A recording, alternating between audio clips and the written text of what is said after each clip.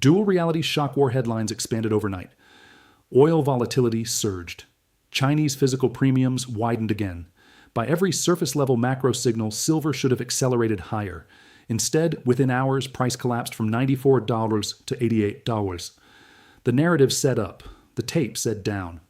That contradiction is where this investigation begins.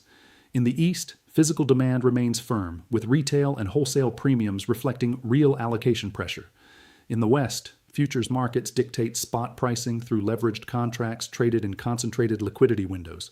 Two realities are operating simultaneously: physical tightening and paper repricing. Either fundamentals have abruptly lost relevance, or market plumbing temporarily overrides them during stress events. History suggests the latter occurs more often than most realize. Consider the scarcity math. Above-ground investable silver is finite, yet paper contracts represent multiples of registered supply. When leverage expands against limited deliverable inventory, volatility is not random. It is structural. This was not a thesis failure. It was a signal to examine settlement cycles, open interest concentration, and positioning behavior beneath the surface. Immediate context and event breakdown. The sequence matters. Overnight, geopolitical escalation intensified and energy markets reacted immediately. Oil futures spiked as supply risks were repriced, reinforcing the typical safe haven bid across metals during Asian and early European trading hours. Silver followed that script initially, pushing toward $94 and testing prior resistance established during the previous breakout attempt. Momentum appeared aligned with macro stress. Then the transition began. As liquidity shifted from overseas sessions into the New York Open, aggressive sell pressure entered the tape. Within a compressed window, price sliced through the $90 liquidity pocket and extended to an intraday low near $88. Volume surged precisely as U.S. futures liquidity deepened, and realized volatility expanded sharply during that opening rotation. Shanghai premiums remained elevated relative to COMEX pricing, indicating that physical demand signals in the East did not collapse alongside Western paper price. That divergence is critical. The price fell, but the premium structure did not unwind proportionally. Timing amplifies everything. This move occurred during a thin to deep liquidity transition and near a contract roll window, when positioning adjustments frequently distort short-term price discovery. These windows are known for exaggerated moves as larger participants rebalance exposure. War-driven supply shocks typically support monetary metals. However, simultaneous growth fears can pressure industrial demand expectations.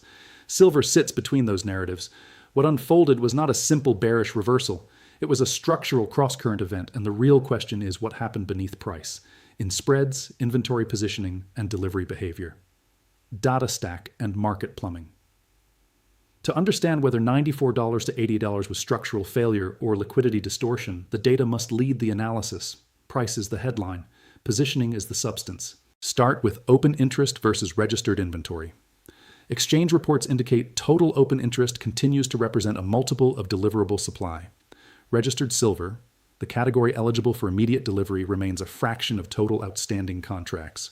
When open interest reflects claims several times larger than registered ounces, the leverage ratio becomes the hidden variable. That is the scarcity math. Paper exposure can represent dozens of ounces for every ounce categorized as deliverable. In that environment, volatility does not require physical selling. It requires repositioning. Eligible versus registered matters here. Eligible metal sits in vaults but is not committed for delivery. It is custodial inventory. Registered metal is warrant-backed and available for settlement. The distinction is mechanical but critical. A decline in price does not automatically increase registered supply. Exchange data shows that while vault totals fluctuate, the registered category has not expanded materially during this flush. That suggests supply did not suddenly appear. Recent vault flow reports indicate modest withdrawals over recent weeks, with intermittent deposits that have not structurally altered the inventory profile. Stress events often trigger metal movement. That pattern has not accelerated meaningfully. Delivery month pressure remains intact, with a measurable number of contracts still standing into the notice window. As first notice approaches, rollover behavior typically compresses liquidity. Traders shift exposure forward, and that repositioning can exaggerate price moves during thin windows. Spread behavior adds another layer. Contango has narrowed relative to earlier weeks, and brief backwardation signals have appeared intraday. When near-term contracts strengthen relative to deferred months, it often reflects tighter immediate supply perception. During this decline, spreads did not widen dramatically into comfortable contango. That is notable. Volatility metrics spiked sharply during the New York flush. Realized volatility expanded as volume surged.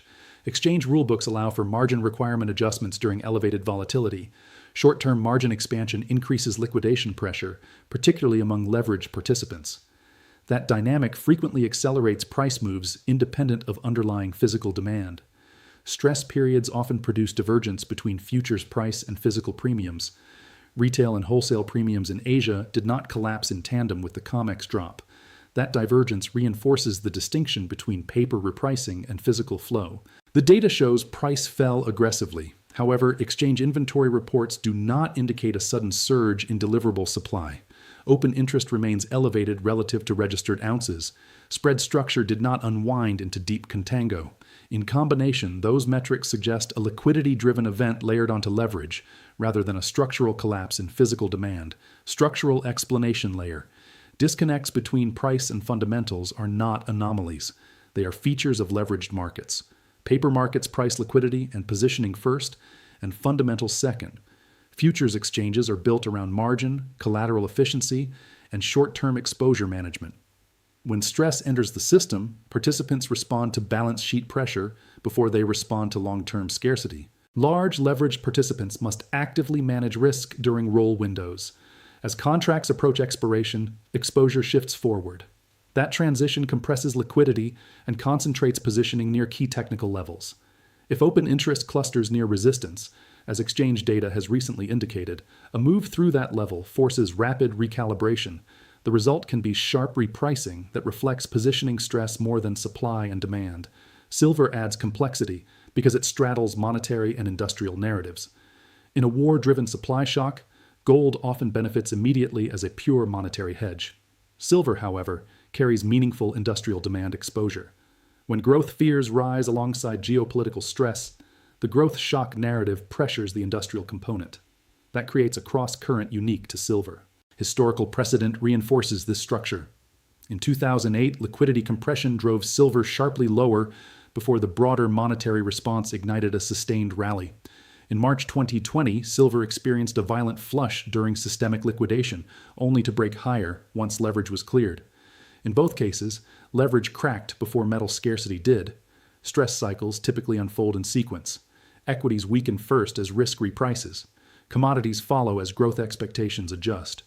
Metals react within that shift, and currency markets often reflect the final recalibration. Physical tightness does not insulate a metal from short-term paper repricing when liquidity tightens. Institutional positioning signals further clarify the environment.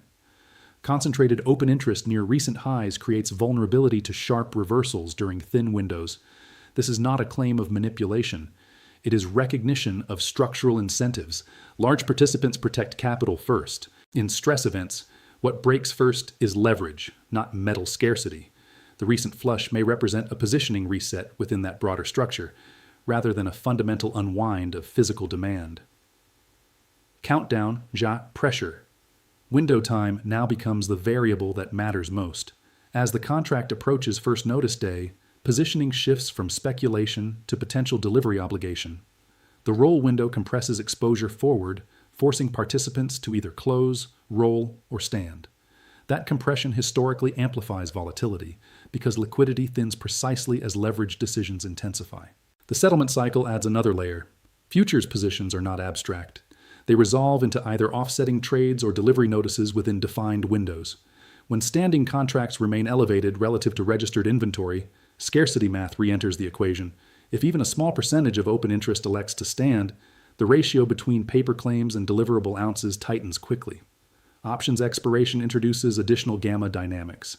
Dealers hedge as strikes approach, which can accelerate intraday swings near key levels such as $90 or $94. Volatility expansion often triggers margin recalculations. Exchanges retain discretion to adjust requirements during stress, and even modest increases can pressure leveraged longs and shorts simultaneously. Over the next 10 trading days, into the active settlement window, these mechanical forces converge. Macro headlines, dollar spikes, or continued oil retracement can serve as catalysts layered onto already compressed positioning. Stress rarely drifts sideways during these windows. It resolves. Either delivery pressure reasserts structural tightness and price stabilizes higher, or liquidity unwind extends the flush. The probabilities are tied to timeline and positioning behavior, not headlines alone. Macro overlay macro context did not disappear during the flush. It shifted tone. The dollar index firmed as silver fell, reflecting short-term demand for liquidity and collateral strength. Historically, a strengthening dollar exerts immediate pressure on dollar-denominated commodities, particularly those with industrial exposure. Silver absorbs that effect faster than gold because its demand profile is partially cyclical. Treasury yields also edged higher during the decline, reinforcing the perception of tighter financial conditions. When real yields rise, non-yielding assets face headwinds in the short term. That relationship is mechanical, not ideological. Markets recalibrate expected opportunity cost. Oil presents another contradiction. Despite supply tension, prices retraced from initial spikes. That retracement fed a growth scare narrative rather than a pure inflation impulse. For silver, oil volatility matters because it signals uncertainty around industrial momentum. When energy spikes, inflation fears support metals. When oil retreats amid instability, it can suggest demand weakness, complicating silver's outlook. Federal Reserve rate path expectations remain fluid. Forward guidance signals moderation, but markets continue repricing timing. That uncertainty sustains dollar sensitivity across commodities. Meanwhile, sovereign gold accumulation continues according to central bank purchase data. That trend signals long-term monetary reallocation toward hard assets, even as paper volatility dominates short windows. This reinforces the East versus West divergence, where physical flows remain steady while Western derivatives dictate price swings. Macro forces here act as multipliers. They intensified the flush, but they did not originate it. They shape the pressure environment layered on top of structural positioning stress. Bull case framework. The upside thesis begins with structure, not sentiment. Registered inventory remains tight relative to total open interest. That leverage ratio has not materially loosened despite the price flush. When deliverable supply stays constrained while paper exposure remains elevated, the potential for repricing does not disappear. It compresses. Physical premiums, particularly in Asian markets, remain intact. Futures declined sharply, yet retail and wholesale pricing did not unwind proportionally.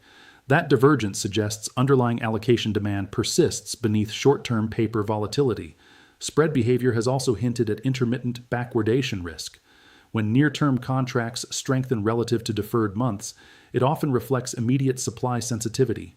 Geopolitical tension continues to sustain safe haven flows into monetary metals. If growth fears begin to stabilize, the industrial component of silver could re-engage rather than suppress price. Acceleration factors remain conditional. A decisive break above $94 on expanding volume would signal reclaimed control. Confirmation through dollar weakness would reduce macro headwinds. Increased standing for delivery into notice would reinforce scarcity math. The bull case is probability-based. If delivery stress builds within tight inventory constraints, upside becomes structural rather than speculative. Bear case framework. The downside thesis must be addressed with equal discipline.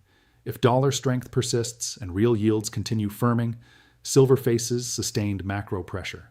Liquidity compression across commodities would reinforce that environment, particularly if capital rotates defensively into cash and short-duration assets. Hedge fund positioning adds another variable. If leveraged longs reduce exposure during elevated volatility, forced unwinds can extend price declines beyond fair value estimates. That type of deleveraging is mechanical, not ideological. It reflects margin sensitivity rather than a shift in physical demand. Spread structure also warrants monitoring. A widening return to comfortable contango would suggest easing immediate supply concern and reduced urgency for near-term delivery. Additionally, if registered inventory trends stabilize or expand modestly, scarcity math would temporarily soften. Technically, failure to reclaim and hold above key moving averages increases the probability of a retrace toward the mid-80s. Liquidity events often overshoot fundamentals before equilibrium forms.